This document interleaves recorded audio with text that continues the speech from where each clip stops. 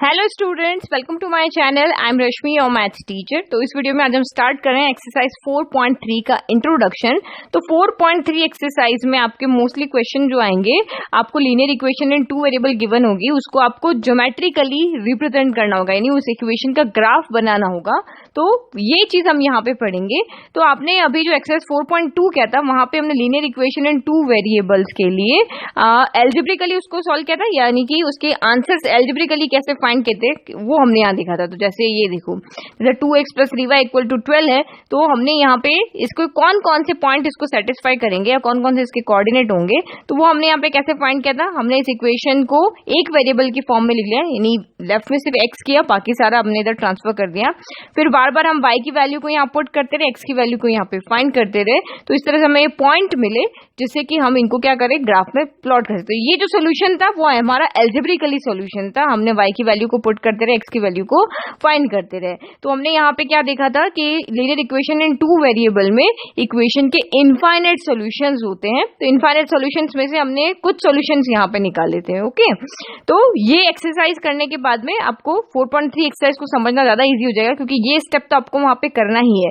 ये आपको जिस तरह से हमने यहाँ पे ये ऑर्डर पेयर यहाँ फाइंड किया, ये जो कोऑर्डिनेट हमने फाइंड किया एज इट इज आपको वहां पे भी फाइंड करने, और इन्हीं पॉइंट्स को ग्राफ में क्या करना है, वहां पे प्लॉट करना है। तो आप एक्सरसाइज 4.2 अच्छे से अगर आपको समझ में आई है तो ये एक्सरसाइज आपको अच्छे से इजीली समझ में आ जाएगी, क्योंकि कोऑर्डिनेट्स कैसे फाइंड करने ये हमने 4.2 एक्सरसाइज में देख लिया, और ग्राफ में जो पॉइंट्स है वो कैसे प्लॉट करना है ये हमने चैप्टर नंबर 3 में देख लिया था। कोऑर्डिनेट ज्योमेट्री में मैंने आपको बताया था ना कि ग्राफ में पॉइंट्स कैसे प्लॉट करते हैं।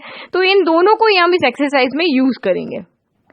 तो अब यहाँ पे कोई भी एक लीनियर इक्वेशन ले लेते हैं, किसी एग्जांपल से मैं आपको समझाती हूँ। तो जिसका हम क्या करेंगे, ज्योमेट्रिक रिप्रेजेंटेशन देखेंगे। तो ये मैंने एक इक्वेशन यहाँ पे ले लिया, लेट की x + 2y = 6 है। तो इस इक्वेशन को हमें क्या करना है, ज्योमेट्रिकली रिप्रेजेंट करना है। तो सबसे पहले आपको क्या करना है, जैसे हमने 4.2 एक्सरसाइज में सॉल्यूशंस फाइंड किए थे इसके, यानी कि एल्जेब्रिकली जैसे सॉल्यूशंस फाइंड किए थे वैसे ही हमें यहाँ पे इसके फाइंड करने हैं। तो सबसे पहले क्या करो, एक वेरिएबल को लेफ्ट में रख दो, बाकी वेरिएबल को राइट में ट्रांसफर कर दो। हमेशा ये करोगे तो इजीली हो जाएगा। और हमेशा उसी वेरिएबल को लेफ्ट में रखो या राइट में रखो जिसका कोफिशिएंट यहाँ पे 1 हो। तो मुझे यहाँ पे इक्वेशन में दिख रहा है x का कोफिशिएंट 1 है, तो मैं x को यहीं रहने देती हूँ और 2y को इधर ट्रांसफर कर देती हूँ। ये 6 - 2y हो गया। अब आप यहाँ पे रैंडमली कोई भी वैल्यू y की पुट करके, जो भी आपके माइंड में आती है, बट आप छोटी वैल्यू को पुट करो, क्योंकि हमें इसको क्या करना है, ग्राफ में प्लॉट करना है। तो जब हम इस तरह से ग्राफ ड्रॉ करेंगे तो जितनी वैल्यू वहां पे हम रख सकेंगे उसके अकॉर्डिंग आपको रखना है। तो फर्स्ट में यहाँ पे हमेशा एक ही वैल्यू पहले रखते हैं, y = 0। अगर मैं y = यहाँ पे 0 रखती हूँ तो दिस इंप्लाइज x कितना हो जाएगा, 6 - 2 × 0। तो यानी कि x = हो गया हमारा 2 × 0 आपका 0 हो गया, तो 6 - 0 आपका यहाँ पे हो गया 6। तो हम यहाँ एक टेबल बनाते चलते हैं। इस टेबल के अंदर इसी तरह से आपको बनाना है और वहां से हम यहाँ वैल्यू पुट करेंगे। ओके, तो ये मैंने यहाँ टेबल बना लिया, x को यहाँ लिख लिया, y को यहाँ लिख लिया। तो जब मैंने y को 0 रखा तो x मेरा कितना आ रहा है, यहाँ पे 6 आ रहा है। फिर नेक्स्ट आप यहाँ पे और वैल्यू निकालो। जब मैंने y = यहाँ 1 रखा तो x कितना आ जाएगा, यहाँ पे x हो जाएगा आपका 6 - 2, y की जगह हमें 1 रख लेना है। तो ये हो गया आपका x = 6 - 2 × 1 2 हो गया। तो x = आपका यहाँ पे आ गया 6 - 2 4 हो गया। तो ये आपका मैंने जब y = यहाँ 1 रखा तो x = मेरा यहाँ पे हो गया 4। ओके, फिर आप यहाँ पे कोई नेगेटिव वैल्यू भी रख सकते हो, पॉजिटिव वैल्यू भी रख सकते हो। अब यहाँ पे क्या हो रहा है, मैं y = एक बार 2 रख लेती हूँ। तो व्हेन y = 2, तो दिस इंप्लाइज x कितना हो जाएगा, 6 - 2 × 2 हो गया, 2 × 2 4 हो गया। तो x = 6 - 4 हो गया 2 हो गया। तो ये मेरा यहाँ पे आ गया। जब मैंने y = 2 रखा तो x भी मेरा यहाँ पे कितना आ रहा है, 2 आ रहा है। एक और लेते हैं, जब यहाँ पे when y = यहाँ पे 3 है तो x = क्या हो गया, 6 - 3 × 2 हो गया। 3 y की जगह 3 रखा ना, 3 × 2 आपका यहाँ पे कितना हो गया, 6 हो गया। तो x = यहाँ से मेरा आ गया 0। तो यहाँ पे लिख लो y = मैंने 3 रखा तो x = मेरा 0 आ गया। और इस तरह से हम आगे इनफाइनाइट वैल्यू को रख सकते हैं, बट अब आपको यहाँ पे देखना आपको कितनी वैल्यू यहाँ पे पुट करनी है। तो जब भी आप लीनियर इक्वेशन इन 2 वेरिएबल के सॉल्यूशंस यहाँ पे इस तरह से बनाओगे तो 2 वैल्यू 2 कोऑर्डिनेट यहाँ पे इनफ होते हैं, x और y के सिर्फ ये 2 कोऑर्डिनेट इनफ होते हैं एक लाइन को ड्रॉ करने के लिए, क्योंकि हमेशा जब भी लीनियर इक्वेशन के लिए आप ग्राफ ड्रॉ करोगे उसकी एक स्ट्रेट लाइन बनेगी। तो स्ट्रेट लाइन को ड्रॉ करने के लिए हमारे पास 2 कोऑर्डिनेट इनफ होते हैं। बट अगर आपको यहाँ पे देखना है कि मेरी कोई मिस्टेक ना हो तो आप मैक्सिमम यहाँ पे 3 पॉइंट बना लो। ओके, 3 से आपको ज्यादा फाइंड करने की जरूरत नहीं कि मैंने 5 बना लिए, इतने नहीं चाहिए। मैक्सिमम एटलीस्ट तो 2 इनफ होते हैं, लेकिन मिस्टेक अगर नहीं चाहिए कि आपको पता चल जाए कि मेरा ये ग्राफ सही बना है नहीं बना है, तो आप 3 पॉइंट ले लो। अब कैसे, तो अब देखो, अब इसको हम प्लॉट करके देखते हैं। आप y की जगह -1 भी रख लो तो भी आपका आंसर राइट है, -2 रख के सॉल्व कर लोगे तब भी आपका आंसर राइट है। y की यहाँ पे यानी इस इक्वेशन में मैंने x = 6 - 2y लिया है, तो मैं यहाँ y की वैल्यू पुट कर रही हूँ। अगर ये इक्वेशन मेरी y के इक्वल होती तो मैं x की वैल्यू पुट करती। तो ये आपके ऊपर डिपेंड है, आप इस इक्वेशन को अपने अकॉर्डिंग कैसे रख रहे हो। आप इसी में y की वैल्यू x की वैल्यू रख के भी सॉल्व कर सकते हो, बट मैं क्वेश्चन को इजी बनाने के लिए क्या करती हूँ, एक वेरिएबल को लेफ्ट में रखती हूँ, दूसरे सबको इधर ट्रांसफर कर देती हूँ। इधर मैंने यहाँ पे शिफ्ट कर दिया। अब एक वेरिएबल की वैल्यू पुट करते रहो और इजीली कैलकुलेशन में सॉल्व हो जाता है और मिस्टेक होने के चांस इस तरह से कम रहते हैं। अब आप देखो, इसको हम प्लॉट करते हैं। तो प्लॉट कैसे करना है ये मैंने आपको 3rd चैप्टर में समझाया था, मैं यहाँ पे आपको फिर से समझाती हूँ। ओके, तो ये मैंने यहाँ पे ग्राफ बना लिया। तो ये तो आपको समझ में आ गया। एक हमारी हॉरिजॉन्टल लाइन होती है, एक वर्टिकल लाइन होती है। जो हॉरिजॉन्टल लाइन है वो x एक्सिस होती है, जो वर्टिकल लाइन होती है y एक्सिस होती है। तो ये x डैश हो गया, y डैश हो गया। दोनों जहां पे इंटरसेक्ट करती है वो हमारा ऑरिजिन होता है, यानी कि x की वैल्यू यहाँ पर 0 है, y की वैल्यू भी यहाँ पे 0 है। इस ऑरिजिन से जहां से इंटरसेक्ट हो रही है उसकी हम राइट साइड सारी पॉजिटिव वैल्यू होती है, लेफ्ट साइड सारी नेगेटिव वैल्यू होती है। पॉजिटिव में इन्फिनिटी तक और ये नेगेटिव में इन्फिनिटी तक। फिर वर्टिकल लाइन में 0 से जो अपर साइड होगी पॉजिटिव में इन्फिनिटी तक जाएगा और ये जो बॉटम की तरफ है वो नेगेटिव में इन्फिनिटी जाएगा। यानी कि ये आप देखो तो ये माइनस यहाँ पे 2 है। तो मुझे अपने ग्राफ के अकॉर्डिंग देखना है, यहाँ कोई नेगेटिव वैल्यू नहीं है तो मैंने इसको ज्यादा नीचे बड़ा नहीं किया, इधर भी ज्यादा नहीं किया, सारी वॉल्यूम हमारी पॉजिटिव ही आ रही है। अब देखो आपको प्लॉट कैसे करना है। जब x = 6 है, जो फर्स्ट पॉइंट जो हमें प्लॉट करना है वो है 6,0। ऑर्डर फॉर्म में हम इसी तरह से लिखते हैं। तो इसका मतलब यहाँ पे क्या हो गया कि आपको हमेशा ओरिजिन से स्टार्ट करना है। ओके, तो x = 6, तो यानी कि x के लिए हमें इस एक्सिस पे चलना है। नेगेटिव होता तो इधर चलते, पॉजिटिव होता तो इधर चलेंगे। तो 1 2 3 4 5 6 हम यहां तक चल लिए। अब इसके बाद यहाँ पे y कितना है, y = 0, तो हमें पहला पॉइंट जो भी x के लिए हमें हॉरिजॉन्टल चलना है और y के लिए हमें वर्टिकल चलना है। तो y तो 0 हो गया, तो 0 है तो हमें एक भी स्टेप नहीं लेना है कि यही पॉइंट हमारा क्या हो गया, 6,0 हो गया। फिर दूसरा देखो यहाँ पे x दूसरा ऑर्डर फॉर्म में हमारा x4 y1 है। x4 है तो y कितना है, 1 है। तो सेम अगेन ओरिजिन से स्टार्ट किया। x के लिए कितना स्टेप चलना है, 4, तो 1 2 3 4 यहाँ पर हम आ गए। ये हमने यहाँ पे हॉरिजॉन्टल चले। अब y की वैल्यू कितनी है, 1, तो y के लिए आपको क्या चलना है, ऊपर की तरफ, यानी वर्टिकल चलना है। पॉजिटिव है तो ऊपर की तरफ, नेगेटिव है तो नीचे की तरफ। तो ये हमारा जो पॉइंट आया वो आया है 4,1। फिर नेक्स्ट x भी 2 y भी 2, तो यहां से हमने फिर से चले, ओरिजिन से हमेशा शुरू करना है। 1 चले, 2 चले, तो ये x की तो 2 वैल्यू हो गई।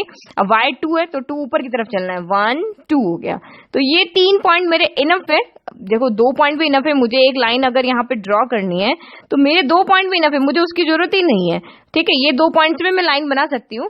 लेकिन अगर जैसे मैंने 2 2 यहाँ पे ड्रॉ किया, लेट की मेरा ये पॉइंट अगर 2 3 आ रहा होता है तो 2 3 यहाँ आ रहा होता, तो लेट की मैंने यहाँ ड्रॉ किया। अब देखो ये मेरी स्ट्रेट लाइन बनी नहीं रही। तो तीसरे पॉइंट से मुझे ये पता चल गया कि इन तीनों में से एक कोऑर्डिनेट मेरा यहाँ पे क्या हो रहा है, रॉन्ग हो रहा है। क्योंकि अब जो भी आप कोऑर्डिनेट लोगे वो हमेशा देखो इसी तरह से इंटरसेक्ट करें। अब देखो मैं 3 पॉइंट आपके ज्वाइन कर रही हूँ, लेकिन आपके सोल्यूशन में देखो ये पॉइंट अपने आप आएगा, वो देखो आप।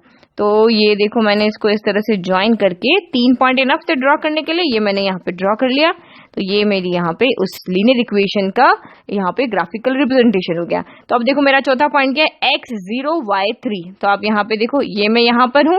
अब x0 है तो मुझे यहाँ पे हॉरिजॉन्टल चलना ही नहीं है, ना तो मुझे इधर जाना है ना मुझे इधर जाना है। अब मुझे वर्टिकल कितना चलना है, y = 3, तो ऊपर चलना है 1 2 3। तो ये देखो ये मेरा पॉइंट कितना आ गया, x0 y3। अगर आप और भी सोल्यूशन फाइंड करोगे तो यहाँ पे ये पॉइंट ये सब इसके सोल्यूशन होंगे। ठीक है, तो इसीलिए मैं आपको कह रही हूँ एटलीस्ट आपको यहाँ पे 2 सोल्यूशन इनफ होते हैं, लेकिन करेक्टनेस आपका ये जो आंसर है या जो ग्राफ आपका सही है या नहीं है उसके लिए मैक्सिमम आप यहाँ पे 3 कोऑर्डिनेट या 3 ऑर्डर पर यहाँ पे रखो, जिससे कि आपको पता चल जाए कि ये लाइन हमारी सीधी बन रही है या नहीं बन रही। अगर तीनों कोऑर्डिनेट आपने सही फाइंड किए तभी आपकी लाइन स्ट्रेट बनेगी, अदरवाइज आपकी लाइन यहाँ पे स्ट्रेट नहीं बनेगी।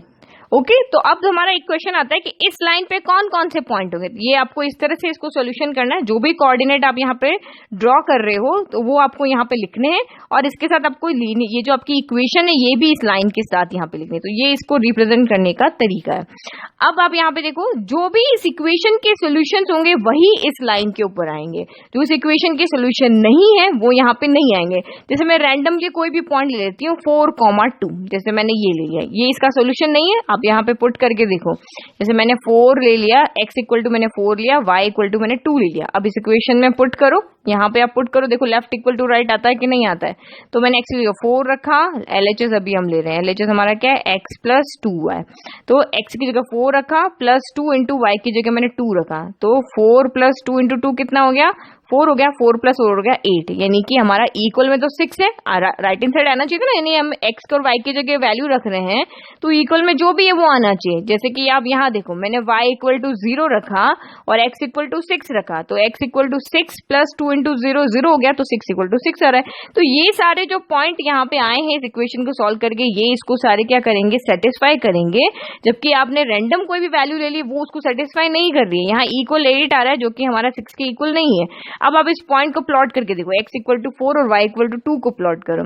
तो x इक्वल टू 4 यानी हमें 4 स्टेप इधर लेफ्ट की तरफ चलना है, सॉरी राइट की तरफ। तो 1 2 3 4 और y इक्वल टू हमने कितना लिया था 2, तो 1 2। तो आप देखो ये पॉइंट इस लाइन के ऊपर लाई नहीं कर रहा है। जो पॉइंट मैंने यहाँ पे लिया ना 4,2, ये इसके ऊपर लाई नहीं कर रहा है। तो जो इस इक्वेशन के सोल्यूशन होंगे वही इस लाइन के ऊपर लाई करेंगे। तो फर्स्ट आपको अगर ऑब्जेक्टिव क्वेश्चन आ जाता है कि कौन कौन से पॉइंट इस ए बी लाइन के, मैं इस लाइन के नेमिंग कर देती हूँ, ये ए बी लाइन है, तो कौन कौन से पॉइंट इसके ऊपर लाई करेंगे, तो वही पॉइंट इस पे लाई करेंगे जो इसके सोल्यूशंस होंगे। तो अगर आपको ऑब्जेक्टिव क्वेश्चन आ जाता है कि x plus 2y equal to 6 आपको दे दे और उसमें आपको इस तरह से कोऑर्डिनेट दे दे कि आपको बताना है कि कौन सा पॉइंट इसके ऊपर लाई करेगा, तो आपको x की जगह पहला कोऑर्डिनेट x की जगह, दूसरा कोऑर्डिनेट y की जगह पुट करके देखना है। अगर लेफ्ट इक्वल टू राइट आता है तो वो इसका सोल्यूशन है, अदरवाइज वो उसका सोल्यूशन नहीं है।